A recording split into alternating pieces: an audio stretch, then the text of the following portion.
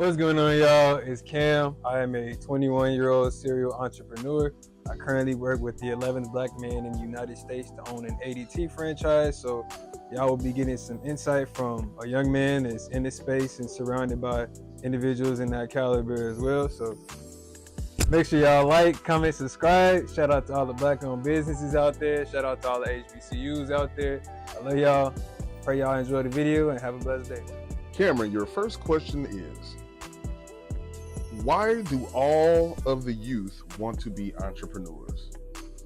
Well, for all the people that's in I say the next generation, the thing is nowadays, I say the kids in the suburbs, they see opportunity. They see other people around their age doing it, especially the kids that have businesses that can be scaled while you're in high school, like the clothing brands or, I don't know, like treats, selling candy. Like, I was talking to this lady, her kids, they was making like $1,000 a week selling candy at school. They went to like a private school and the kids could afford to pay $20 because they didn't have no cash to break it, but it was still a lucrative business model. Same way, you can go get a bottle of water from the gas station for $1, but if you're at Wrigley Field or if you're at the Sox Stadium, then it's $7. It's just about where you are. It's just perceived value. So the kids that are in the areas or that are less fortunate or in a family that's either at or below the poverty level, they really just want to make it out. A lot of them think they want to make it out, which in reality is flawed at the system or I say flawed at the base, because it's like you don't want to leave where people look like you to go around people that don't look like you, that don't like you, just because they have more money than you or whatever. Of course on paper it's safer, but at the end of the day, our main focus as a people needs to be rebuilding our communities, which is something we actually gonna speak to later. But they want an opportunity, and maybe they see their parents stressing over work and then coming home, and when they're not at work talking about stressing over work with their people, so they just want to do something different. They see other people succeeding as well. Some people resort to crimes, which, I'd rather you not, but everybody's opportunity is different. I feel like there's kids out there that don't really believe in school, or they see college as like I used to, like a scam. For all the kids out there that think like that, I ain't gonna lie. Well, I say all the youth, I ain't gonna say kids. All the youth out there that think like that, I'm a firm believer that it's all based on your opportunity. It's based on your individual purpose, because if you were designed to run a law firm, or you were designed to have your own dental practice, you most likely end up having to go to school to get that license, the whole 9 yards. But I think where we fall short as far as the whole everybody want to be an entrepreneur mindset is the planning aspect. For you to go into business, you have to consider working expenses. You got to consider working capital. You got to consider all things that entails, maybe payroll, marketing, taxes.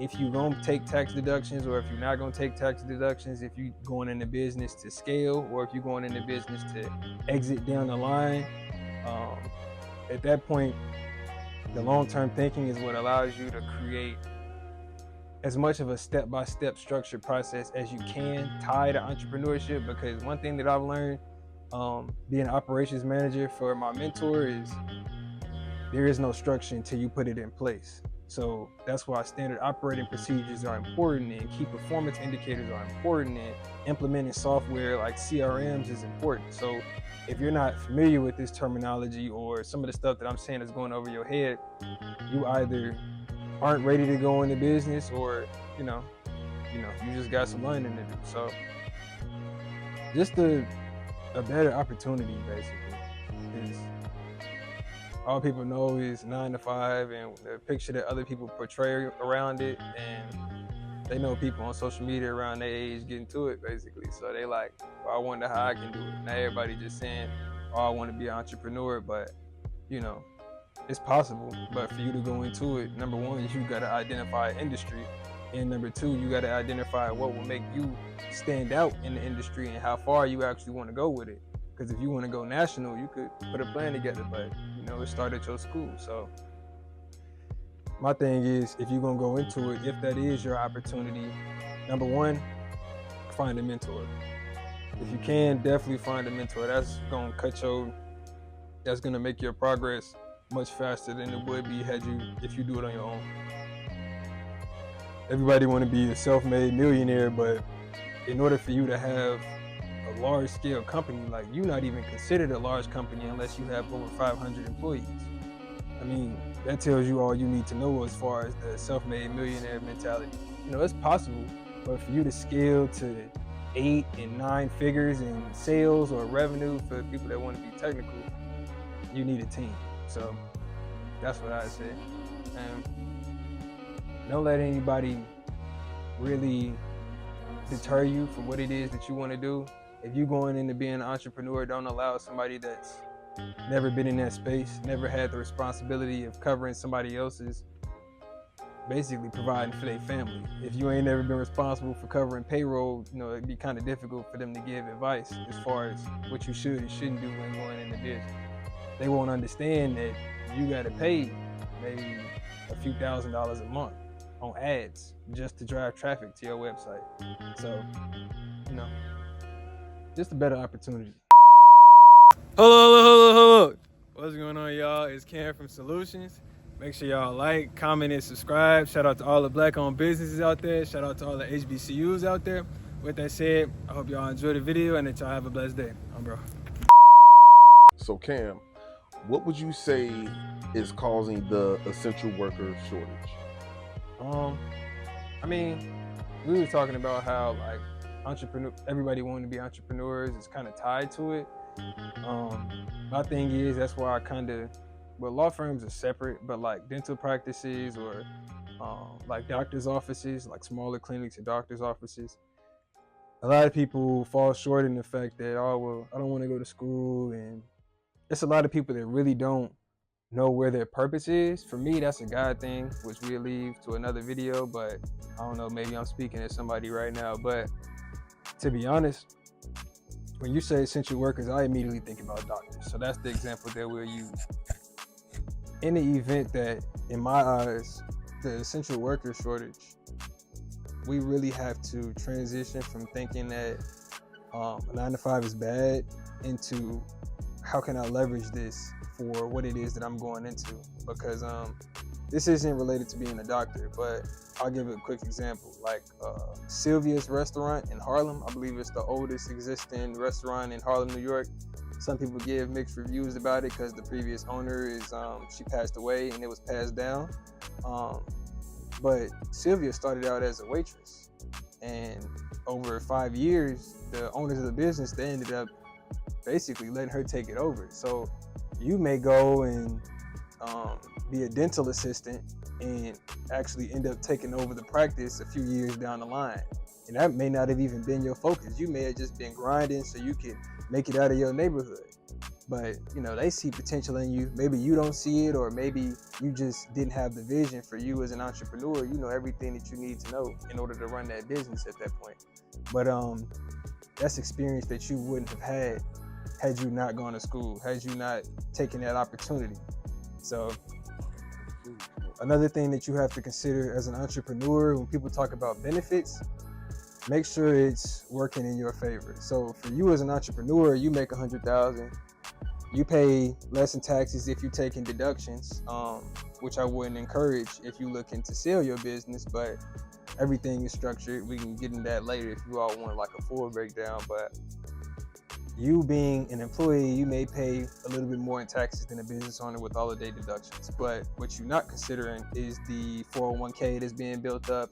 Maybe, I don't want to say IPERs, but people got all types of investment plans basically. But you definitely have to take the benefits into consideration when you're going into business.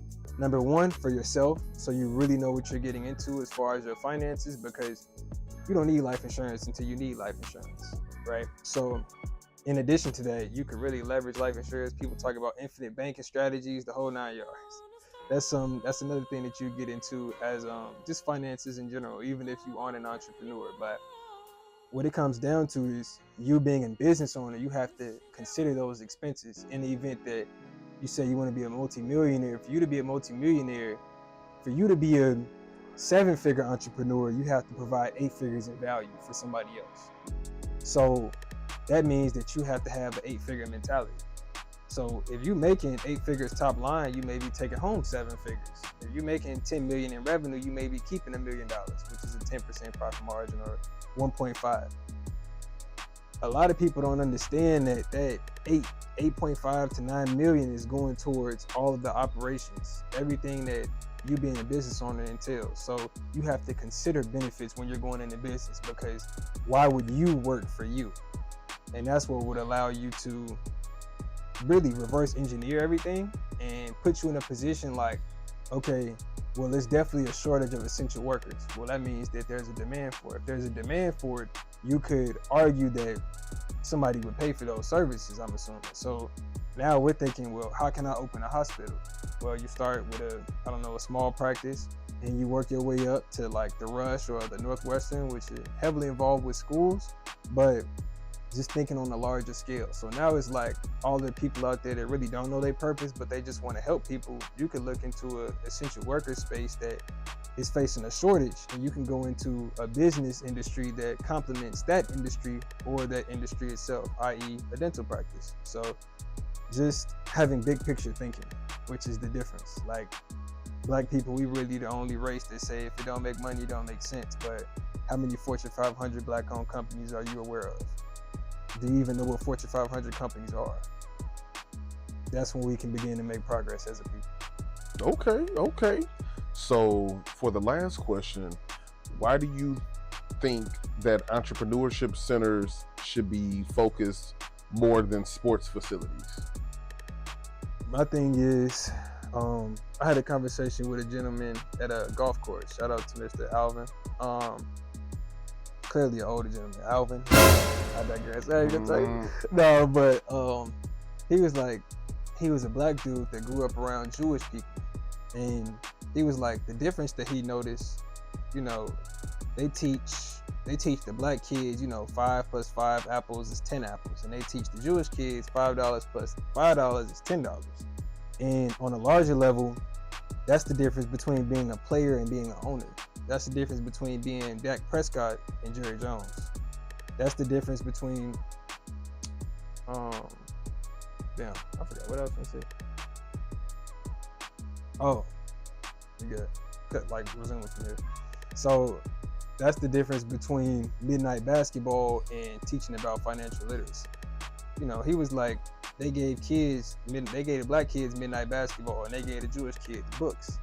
It's a book called Straight from the Gut by Jack Welch, and he had a co-reading with someone else, but he's a former CEO of General Electric. He basically told me how the same strategy that he used to manage General Electric, which is really a conglomerate of companies, which means they in aerospace, they in chemical engineering, they in the appliances, as you all know, they in finances through investment banking. That's you building a diversified portfolio of horizontal integrations. But you as a business owner, if you say you want to be an entrepreneur, you need to understand what vertical and horizontal integrations are. But if you're not and you just want to learn, look into it. If you don't, I digress. But he basically told me, the gentleman I was at the golf course with, he told me that that's the same business model that a lot of large corporations, even owners of, I'd say, franchises use, like the Bulls. He told me that none of the Bulls that were part of the 6 Rings team, none of those Bulls retired as Bulls. The Bulls ended up getting rid of them so they wouldn't have to pay them past their prime production period.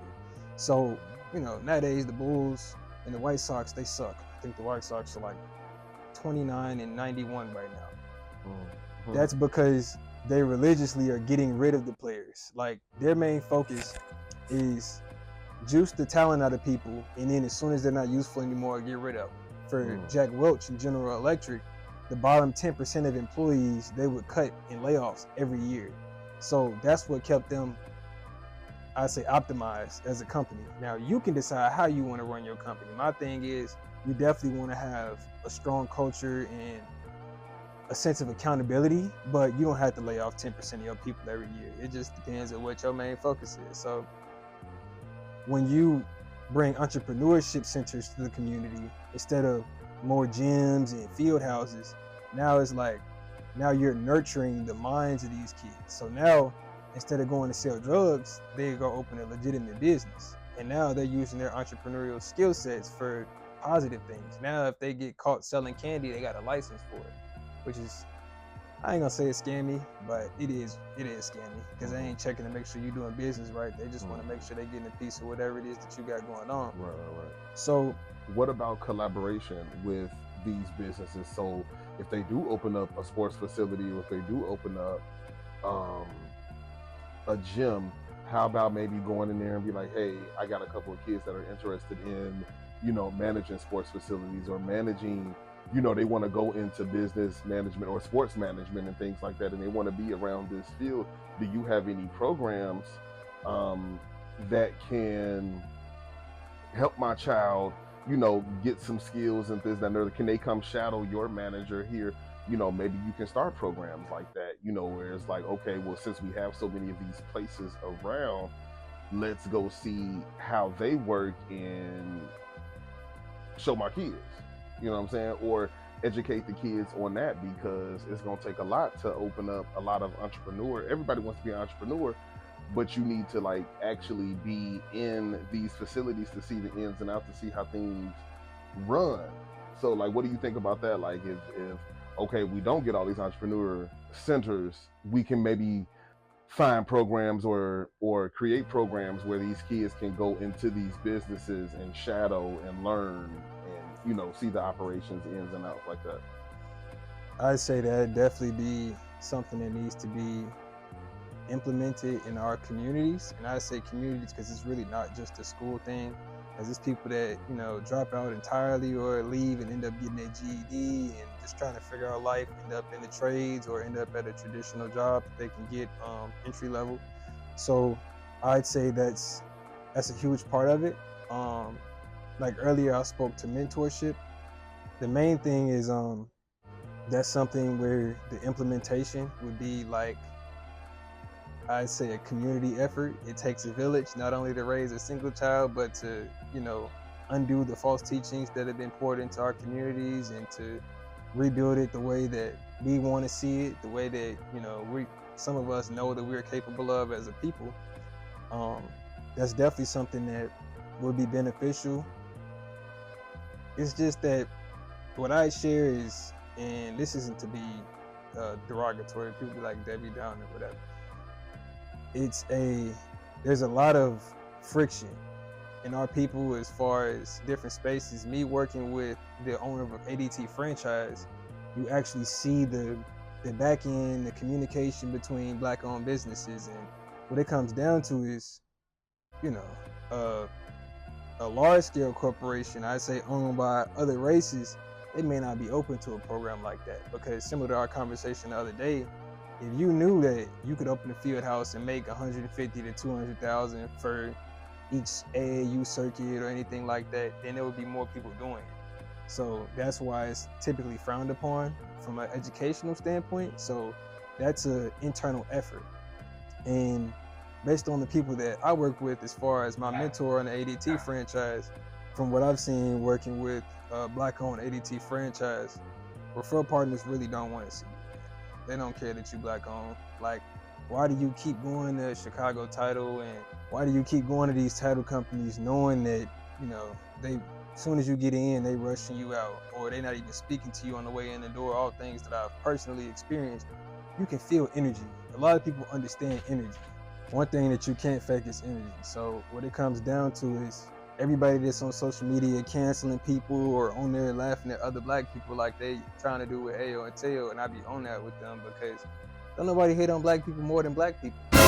You can see that if you're not a business owner. So what it comes down to is holding the people that are in a position of power accountable. And I'm not talking about politicians. I'm talking about business owners. True. Politics is a part of it, but if you get the business owners in alignment, that's why this country is built on tax exemptions in the first place, because you as a business owner, the government wants to support you because you basically stimulate the economy. Without business owners, there would be no country, there would be no businesses. So that's why it's set up that way. So with that, you would just have to make sure that our kids going into that type of space, they're educated that it's not about sports, it's about the business. It's not about you being a player, it's about you being an owner. It's about you really walking in your opportunity, because not everybody is meant to be an owner, I'm gonna be honest. But to be honest, you as a business owner, you can provide opportunities unlike any other. So for example, when Mark Cuban exited, I think it's called broadcast.com, he was actually able to make 91% of his employees millionaires, just because it was a privately owned company. And any of those of you all that are going into business, you need to understand the difference between privately owned stock and publicly owned stock. You need to know what an IPO is. You need to know what EBITDA is. You need to know these acronyms and all the stuff that they really use to make it more complicated than it really is. Because at the end of the day, that allows you to determine, okay, I'm going into business because I want to scale. I'm going into business because I want to create jobs. Or I'm going into business just for financial purposes, I want to exit. Or I'm going into business because I want to create equity in a quick, I say relatively quick amount of time. Because if you scale a company, say you acquire something at a 3x multiple and you scale it and sell it at like a 5 or 6x multiple, you have to pay taxes on that money. If you're taking tax deductions, that's going to reduce what you make on paper. It's going to reduce your bottom line profit.